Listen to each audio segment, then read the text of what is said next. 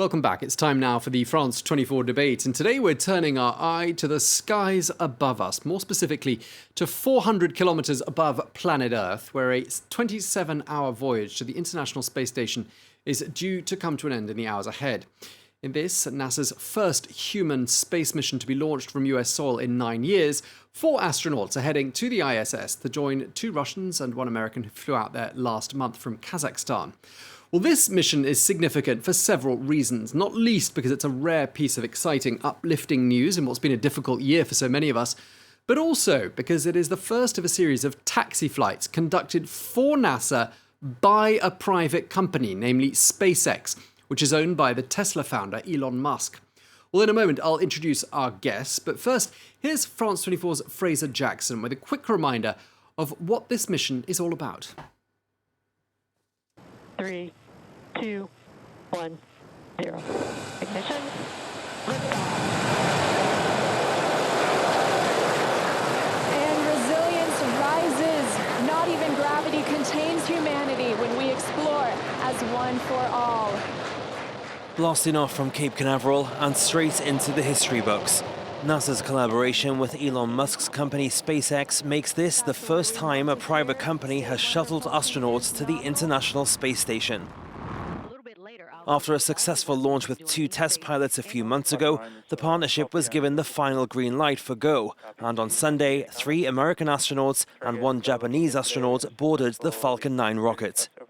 Perched on top, the Crew Dragon spacecraft, named Resilience, after the challenges that had to be overcome to get to launch day, including the COVID-19 pandemic. Well done. That was one heck of a ride. There was a lot of smiles. Making history is definitely hard, and you guys all made it look easy. And again, congratulations to everyone. Resilience is in orbit. One person who missed the launch was SpaceX founder Elon Musk. After a positive COVID test result, he had to watch the action from afar. Following the launch, he tweeted a simple love heart. Also tweeting their congratulations, outgoing President Donald Trump, who quickly took credit for NASA's operations. While President-elect Joe Biden called the launch a testament to the power of science and what we can accomplish by harnessing our innovation, ingenuity and determination. The 4 astronauts now face a long journey to the International Space Station, which will be their new home for the next 6 months. The flight to ferry the next batch of astronauts to the ISS is scheduled for March 2021. Okay, well, to talk more about the significance of this mission, I'm joined now by Jill Stewart, who is an academic at the London School of Economics and an expert in politics, ethics and law of outer space exploration and exploitation. A very warm welcome to you. We're also joined by Keith Cowing, who is the editor of NASAWatch.com, who's standing by for us in Washington, DC. Thank you very much to you for joining us. Plus, we're joined by France 24 senior reporter James Andre, who's covered quite a number of space-related stories for us over the years. So, James, let me just turn to you first, because this is a whole new type of mission. It's exciting for a whole number of reasons. Tell us a bit more.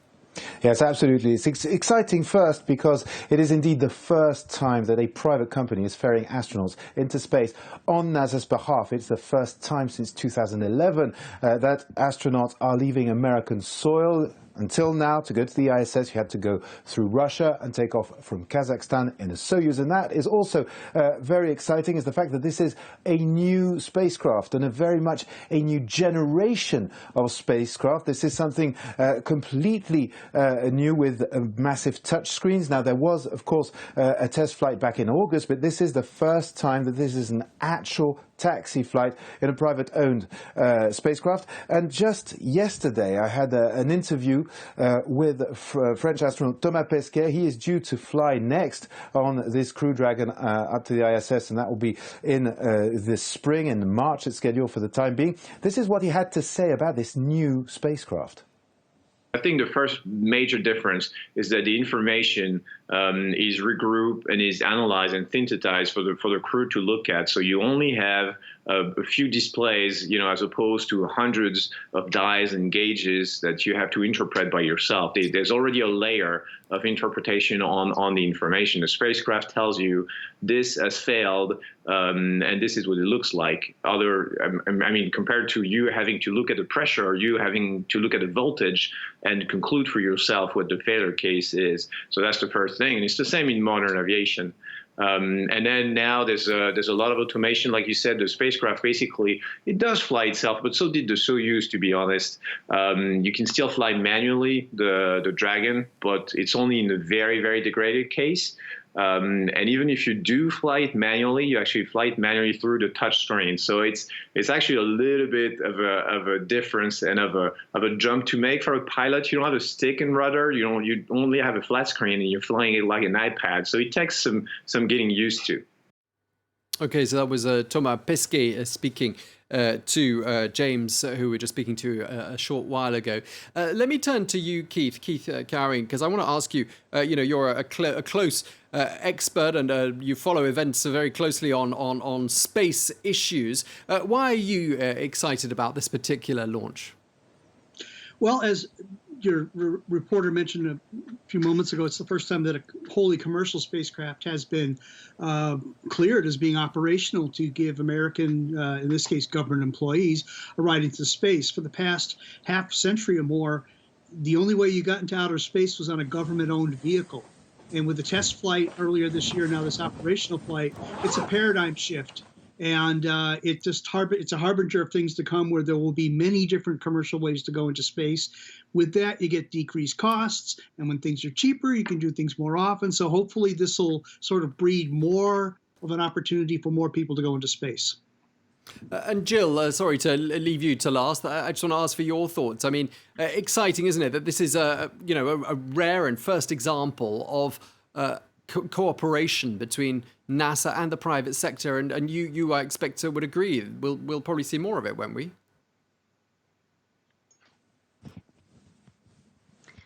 Yes and no. The only thing I would say is I think sometimes we exaggerate a little bit the degree to which commercialization is a very new thing. I mean, commercial space activity has existed since the 1960s, and what's new here is that it's a crewed commercial activity.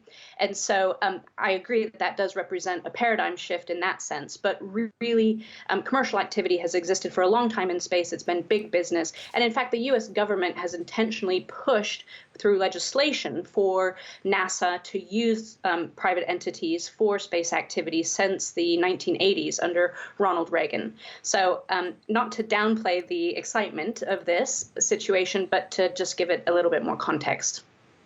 But as we've been saying, one thing that is significant, isn't it, that the fact that NASA is ending its dependence on Russian Soyuz rockets.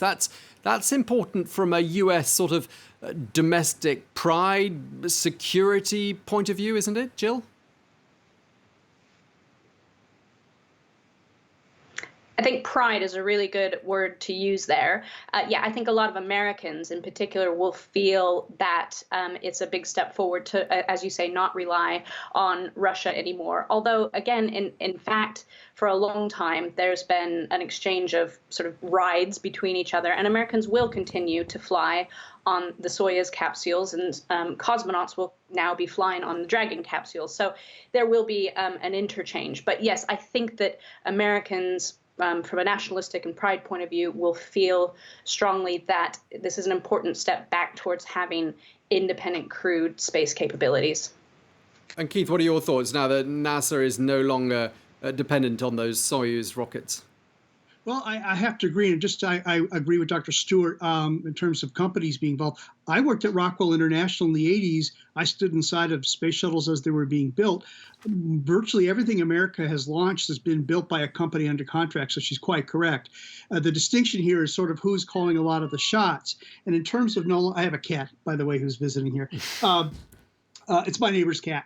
In terms of not having to rely on the Soyuz, the flip side of that is, as she mentions, the more ways you have to get into space and the more interreliant you are on other partners, there's a certain stability that goes with that and a certain flexibility. So, the phrase I like to use, the more the merrier. you get a lot more stability out of having more options. It's when you get constrained to one way and then that doesn't work and you have to go with another, then you start running into problems of people jacking up the costs, people putting other demands on participation and so forth. So the more ways we can get people and things into space, the better it'll be for everybody.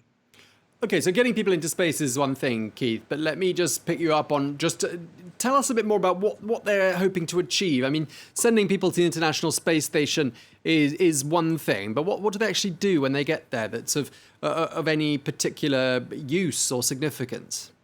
Well, you're asking me about what I used to do when I had a real job at work at NASA. We did payload development and so forth. The whole idea behind having humans in space is that to a certain extent, part of it is just to be able to have humans in space to make sure they can do so in healthy ways so they can go elsewhere. But moreover, in terms of having humans there are many things that you want to do in terms of research in space that the automation isn't quite there yet, where you do need to have humans in the loop to do things. And so there's a bit of a mix of people are there because you want them there and people are there because you need them there. As to what they're doing, the whole range of things, the whole panoply of things that you can imagine in a research lab. And the interesting thing is that although the space station was designed in the 80s and 90s and early 2000s, it's sort of like you have a building that's older, but you have last week's technology in it. And they've been doing gene sequencing on little gene chips that are smaller than this thing here, that you can get an entire sequence of an organism in a matter of minutes. That wasn't even envisioned when I worked at NASA, and yet this facility has the capability of just incorporating new technology within a very short period of time of it appearing on Earth. So in a nutshell, it's a research laboratory in low Earth orbit, and you can do things there that you can't do on Earth, and sometimes you need people. Okay, so they've got people up there, and James, let me just turn to you, because the fact that NASA is not having to spend its time or its money on ferrying people to the ISS, it's essentially a taxi service that SpaceX says it can provide. That means NASA's freed up some time and some money for some other research, hasn't it? Yes, absolutely. The whole point here is indeed for NASA to buy a service and not have to develop, for example, a new spacecraft. Basically, in 2011, when the shuttle program came to an end, well, basically, the US didn't have a vehicle to take astronauts to the ISS. Well, that now has come to an end thanks to SpaceX. It's important to note that this is a big business that is bulging all over the US. Of course, there is SpaceX, but it's true that you have some historical players in the field as well, such as Boeing, for example. And then, of course, you have, for example, the likes of Jeff Bezos. But the objective for NASA is to concentrate on its area of expertise, and that is research and deep space. NASA has a few projects at the moment, one of which was presented quite precisely last year by the administrator Jim Bridenstine, which was about sending American astronauts back to the moon by 2024. That's what was announced last year. And indeed, this is a project, a very important project that is called Artemis. The idea is to put a space station in orbit around the moon, sending some equipment over there, creating a whole platform in order to be able to land on the moon much easier than it was back in the Apollo era. The idea being to actually live on the moon, learn to live on another celestial object in space, to eventually get ready in order to be able to go on to Mars, for example. That will be, of course, in the long run. But indeed, NASA, for the moment, is concentrating its resources when it comes to research, for example, in order to make projects like Artemis possible. And of course, now there are some question marks with COVID and American politics, but that is very much the intent here, is to liberate, to free NASA resources for the more difficult projects. Okay, and Jill, let me just turn back to you, Jill Stewart at LSE in London. Who does the International Space Station actually belong to? It might sound like a silly question, but I think it's your domain. It's not a silly question at all. It was actually one of the case studies in my PhD, because I just find it fascinating the ways in which we have tried to establish ownership and sovereignty in outer space. So I sometimes refer to it in my research as a Frankenstation, although I appreciate that it's the Frankenstein's monster, but basically all of these different parts that have been put together and contributed by individual countries so that they operate together. But what's interesting is legally, each individual component remains the property, the sovereign territory of the country that has launched it. And so, for example, the robotic arm that was launched by Canada still belongs to Canada. And if it were to cause damage, then the liability for that damage would go to Canada. Where it got particularly tricky in the governance of the space station was with the two crewed modules, because Russia provided one and the United States provided the other. And for a while, the concept was that if you moved from one module to the next, you would actually be passing between two different countries. They managed to find a way through a waiver of liability to sort of soften that boundary, if you will. But yeah, it's really a very interesting regime to see how we have taken international legal governance norms as we have developed them here on Earth and almost literally exported them into the cosmos to try and establish governance and sort of make sense of how the legalities will work. But in some ways, it's kind of an awkward fit.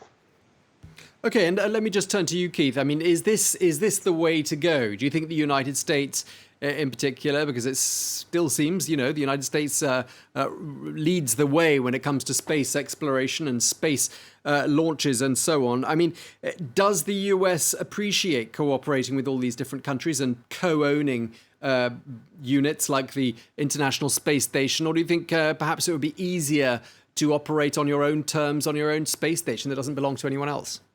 Well, it's more complex, but I personally think the more dynamic it is, the better it is. And I have to tell Dr. Stewart, back in the 90s when we were coming up with the station, it's easier for her now to grasp what's going on, because back then, for example, the U.S. got a percentage of the allocation inside the European and Japanese modules. Sometimes that meant a physical thing, but the module still belonged to the nation, but they paid a certain fraction of the operating expenses. And then now, with legislation in the U.S. assets on the station, which are all over the place, a portion of them belong to what's called the ISS National Lab. And some of those allocations, demarked by the U.S. Congress, reside in modules owned by other nations. And sometimes utilization isn't a thing you can look at. It's just how much crew time you get. So this gets more complex, but the more complex this gets and the more that we learn how to, cooperate on an international platform, I think the greater the stability is for more players. And I think the fact that the international community was able to cooperate in these various MOUs and partnerships made it easier for commercial people to come up, because they said, oh, well, you've already figured that out. And having been to research bases in the Arctic and at Everest Base Camp, where you have an amalgam of people with different hardware and equipment from all over the world, this is the norm, to have a whole mess of things coming together than just to have one unilateral thing like we did during the Apollo era. So in a nutshell, complexity is good, in my opinion. Okay, good. Well, let's leave it on that note for the first half of this debate. Keith Kang, you've had the last word of the first half. We'll be back in a couple of minutes. Stay with us.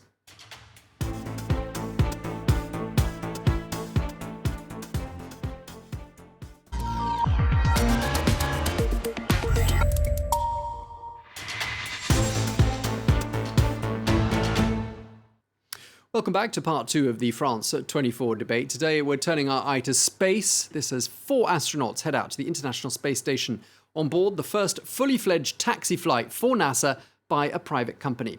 Well, today we're asking why this mission is so significant. And as space gets increasingly crowded, we're asking who controls the galaxies.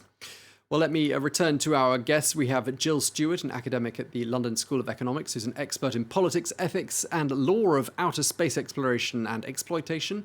We have Keith Cowing, who is the editor of NASAWatch.com, who's in DC.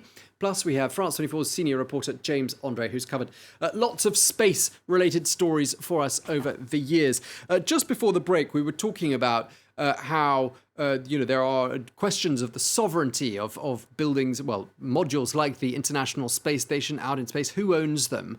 And I'd just like to pick up on that and return to Jill in London, because there's an increasing number of players in space. You have, of course, the United States, which I think we all agree is still the leader in space travel and space exploration. But there's, of course, Russia, there's China, there's India, there's Japan, there's Europe, there's even North Korea. And, as space gets more crowded, more and more countries have ambitions of their own. I mean, there's increasing scope for disagreement and possibly conflict, isn't there?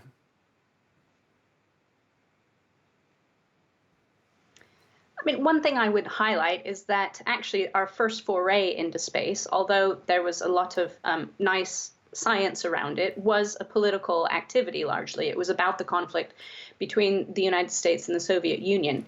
And so, political conflict around space is never new. Countries like to pursue space programs because in order to do so, it proves that you have a strong economy, that you're technologically capable, and that technology often has a military subtext, and that you have a strong political position, and that you're one of the leaders in the world. So you mentioned pride earlier before, prestige. Pride and prestige is very much a motivator for countries in going into outer space, and that is quite rife, I think, for potential political conflict, cold conflict, but conflict. But in a way, it's not necessarily a bad thing because it does drive exploration forward. Having said that, what's interesting now is that we have a larger number of countries that are involved in space activity, either by sending satellites up on rockets that they have paid for and so on, and then also this increasing influence from the commercial and private industry. Although really when it comes to the commercial and the government, I think that there's more of an overlap between the two. It's often the government paying commercial entities, such as we see with SpaceX. So I think sometimes that dichotomy gets exaggerated. But yeah, so there is a lot more activity up there. There are other things that we've gotten better at. So, for example, debris is something that people worry about as we have more and more activity, but we're now better at making sure that anything that is put up into orbit will deorbit safely. But yeah, it's something that gets talked a lot about, is how we're going to continue to be cooperative with each other, so that we can at least coordinate our actions in order to prevent problems. Okay, and Keith, let me just ask you your view from the United States. I mean, all these different countries with ambitions of their own in space. I mean, do you think there is cooperation amongst them all to a greater extent than there is mistrust amongst them? Well, I'm probably the oldest one in this discussion here, so my viewpoint maybe goes back a little bit further to when there were one or two or three countries or nation groups that explored space. And a lot of the treaties that were put into place back in the 60s and 70s functioned where you pretty much had equals, countries doing national things, and there was no really commercial sponsored stuff. It was all done inevitably, as Dr. Stewart says, that there's a false dichotomy to a certain extent that goes back and forth in terms of, is it governmental or is it commercial? At the end of the day, it does come down to sort of a national thing with commercial participation. Now, flash forward decades, and you have individuals with enough wealth that exceeds that of some nations as to what they devote to their space programs. So you can have an individual like Elon Musk or Jeff Bezos deciding to do something. As I've said, they read too much science fiction as a kid and they believe it and they have the ability to make it happen. So how do you deal with that? A treaty is kind of difficult to put that into a treaty. But all said, I go back to my earlier statement about complexity. The more dynamism that you have to deal with and the more that effectively that you deal with it, further dynamism and complexity, in my opinion, becomes a bit easier to deal with.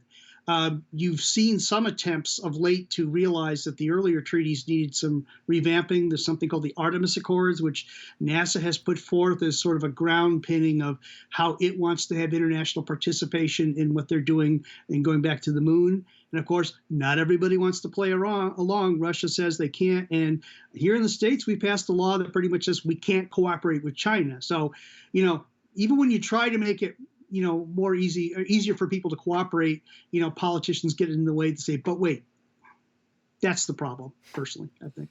Yeah, and James, let me bring you back into the conversation because, of course, we were just mentioning Elon Musk there. He's not alone, is he? There are, as we were just hearing from Keith, there are other rich men out there who have perhaps the combined, the wealth of several countries combined. I'm talking about sort of Jeff Bezos, as Keith just mentioned. I mean, there's a growing number of these wealthy individuals who have got ambitions in outer space. Yes, absolutely. There are many players now in the field, and of course, everybody knows the big ones, SpaceX. But SpaceX does not just ferry astronauts now to the ISS. It has other activities as well. You could cite, for example, Starlink. Starlink is a constellation of 12,000 satellites that is being constituted in the lower Earth orbit. The objective of these satellites is to give broadband internet around the whole planet.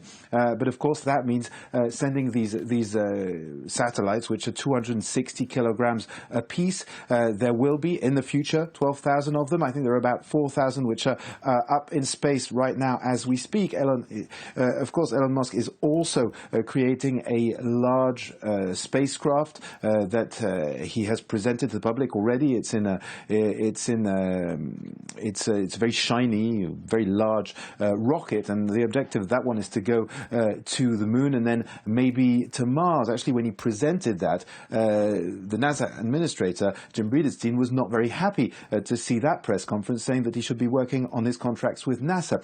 Jeff Bezos, for example, also has many projects, one of which is New Shepard. New Shepard is a tourism project, if you will. The idea is to send rockets up from a launch pad in Texas, which is privately owned, to take tourists to the limits of space, to just 100 kilometers. It's an 11-minute flight up, and this is due to be starting quite soon. Jeff Bezos has other programs as well. One is, for example, the Blue Origin, the Blue Moon, which is a lunar lander, which could be crewed. That is a big project with many partners that for now has not been selected by NASA for its operations to the moon. But there again, a lot of ambition. And then there are all these smaller companies who've managed to get contracts from NASA. I can give you an example. The one I visited, which was Intuitive Machines. I met the CEO of that company, and that's a very small company, about 30 people.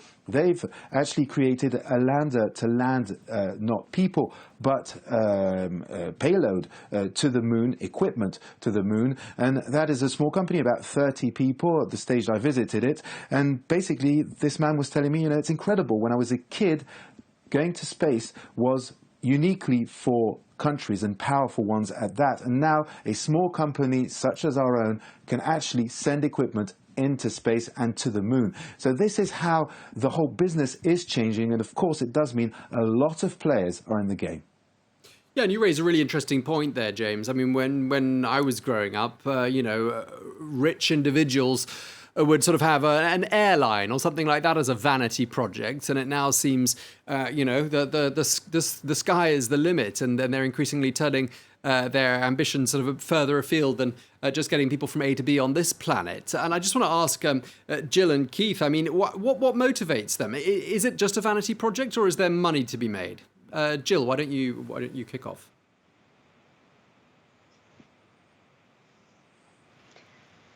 I mean, in the early stages, I think these projects are rarely profitable, but I think the idea is that there could be money to be made.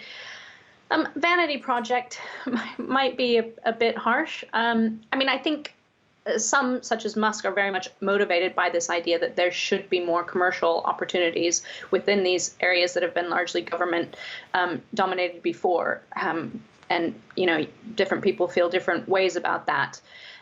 So, yeah, I suppose that there's definitely an economic motivation, but then also what you might call sort of noble aspirations about expanding exploration.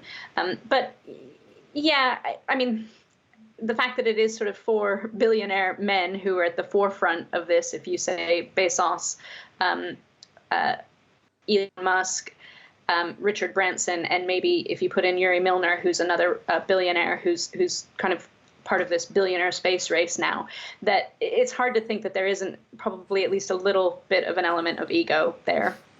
Keith, your thoughts? Is this a money-making exercise? Is it a Is it a vanity project, launching your own mission into space, or is it more about the spin-off value to your other brands? In the case of Elon Musk, it's his Teslas were on full display at that launch at Cape Canaveral, for example. Well, Vanity and so forth. None of these gentlemen had any money when they started, and they did something to make money, and then they did something to make more money. And then at some point, I've known Elon for 20 years. A lot of people know Elon, and Elon's remarkably consistent in his worldview of what should be done. And you got to ask, well, if they became billionaires for purely business reasons and yet harbored these interests in science fiction, I find it very difficult to separate all of these. I guess Vanity is sort of, as Dr. Stewart suggested, maybe a little harsh. Clearly, maybe there's a little ego there, but they wouldn't have these resources if they hadn't come across a couple of tricks to get this money. And if you look at what they're doing, you may say, well, they'll just get richer. But, these constellations of satellites, having spent a lot of time in Nepal myself, I can tell you having access to global communications in some parts of Nepal could be game changing. And whether you can argue whether this is just for money or whatnot, the point is it will have an impact. And so I guess at the end of the day, you need to stand back and say, are we better off for having these people around with what they've done? Does the good outweigh the bad? And so far, I think the good seems to be, ahead in this race. James, I can see you look like you might be wanting to jump in at this stage. Yeah, no, simply to say that, I did a story last year about Apollo and its 50 years, and I went to interview some of NASA's top engineers back in the Apollo days. One of them was Tom Moser, and I just remember what he told me. As you were saying, these men, these billionaires, are visionaries. They started businesses that nobody foresaw. Jeff Bezos started a bookshop on the internet, and Elon Musk made his fortune by creating a new way of paying for goods. That was PayPal. So, of course, these men have had a history of innovation. And when I asked Tom Moser, who was one of the top engineers at NASA back in the day, he said, the thing is, had there not been a will to go to the moon, we wouldn't have invented so many things. One of which, for example, is, the first portable computer was in Apollo 5. The first microchips were invented during the Apollo project. And that's just a few examples. There are many industrial materials that were developed. There's, WD-40. There's a lot of stuff that was created. And of course, that means a lot of innovation and a lot of business opportunities. And I think these men also want to get in there first because they see a potential business plan. Absolutely. And we haven't mentioned another great service that this launch has done us all. It's that today's debate is about space travel, and we're not talking about COVID-19. James, such a big part of this year has been, very depressing news. And here we have, a story that everyone can follow and feel a little bit uplifted by. Yes, absolutely. But COVID is still inside that story, and as part of that story, as we've already said, Elon Musk could not attend that launch because, well, he was positive. He's a contact case for potential COVID, so he had to go into quarantine himself. All the astronauts were quarantined for weeks before takeoff with their families in order to make sure they were not going to bring the COVID, the coronavirus, on board the ISS. Of course, KSC, the Kennedy Space Center, which usually would have been full of people for a launch such as this one, well, was practically empty. One engineer that works there said it was like a ghost city with only the people who had direct work to do on that specific day present, all others barred from being present. And then, of course, there were the guidelines on the beaches, because, as you know, on the satellite coast, as it's Space Coast, as it's known, in the US near Cape Canaveral, well, a lot of people usually assemble to watch launches. Well, this year, of course, social distancing was part of the game, as well as wearing masks. NASA officially asked people who were there to watch to wear masks on that night to avoid, well, this event to become a super spreader event, which of course would have been terrible. Indeed, it would be pretty bad publicity for the whole exercise if it became a super spreader event. And I just want to ask you, Keith, I mean, you've been watching America's appetite for space stories for several years, a couple of decades at least, I think you've said. I mean, how is that level of interest? Do you think Americans are still, do you think the general public is still as interested in a space story as they might have been, say, in the 1970s? Yeah, and if you separate the jingoism that, our president yesterday said that NASA was closed until he opened it up, well, it's a patent untruth. America, like other nations, has always been very proud of their space program. And the thing that I would interject into this as an American, I'm 65. I mean, I am an Apollo baby. I grew up with this. I really don't know a world without the notion that people and things that they create can leave our world. To me, that's normal. But in other parts of the world, that was just something these other big nations would aspire to, and it wouldn't be a place for them. And today, when I, talk to people younger than me or people who are maybe blasé about space and, don't really appreciate its value, and yet you look at China, India, other countries, and when China set up its first crewed space flight, I mean, the whole entire nation just stopped what they were doing. In India, they can't wait to fly. I've got friends in Nepal and elsewhere who have now flown small satellites. What are they learning? What are they experiencing that we have forgotten here, at least in the West? And the notion is that going into space to do these amazing things was always viewed as something that a great or powerful nation would do. And now many nations can do that. And what happens when that goes beyond just, like I said, the U.S. and USSR or Europe and so forth, from a unipolar or a multipolar to a panpolar environment where anybody anywhere with a few $1,000s can put something in space? Right now, you can put something this big into space to the space station for less than $100,000. Nepal has several satellites in orbit. And so I would just argue that, here in the States, we're still interested.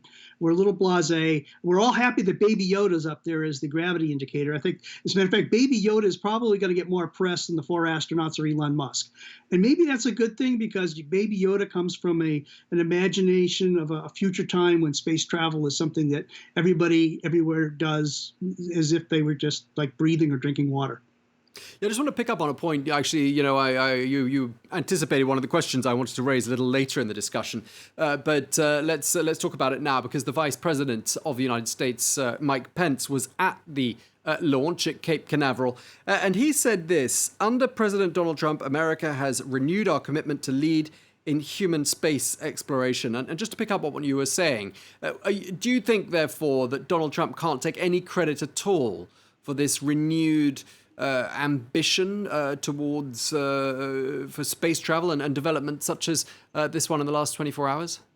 No, it's always been there. And to be honest with you, the commercial crew flight that you saw take off yesterday began as discussions when Sean O'Keefe was administrator under George W. Bush. It was carried forth by the next administrator, Michael Griffin.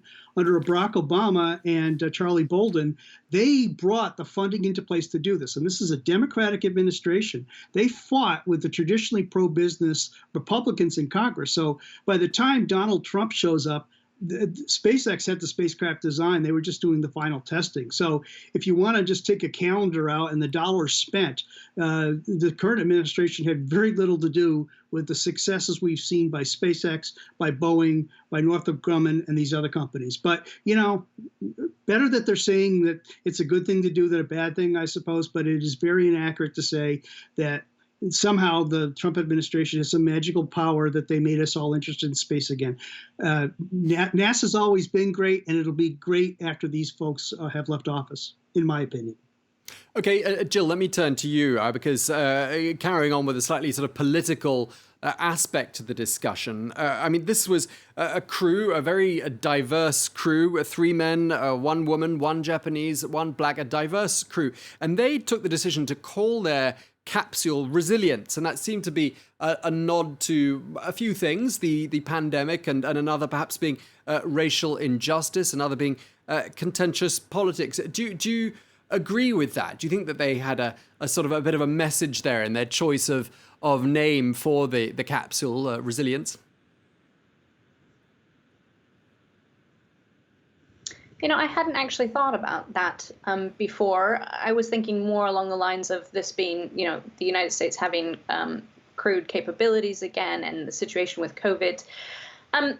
In general, I have found that, of course, astronauts and cosmonauts are people and they will have political positions, but they tend to not be that political overtly, I suppose. They have traditionally sort of been co-opted into the propaganda of individual countries and their nationalist programs. But they themselves as individuals, well, they're most often from a hard science background.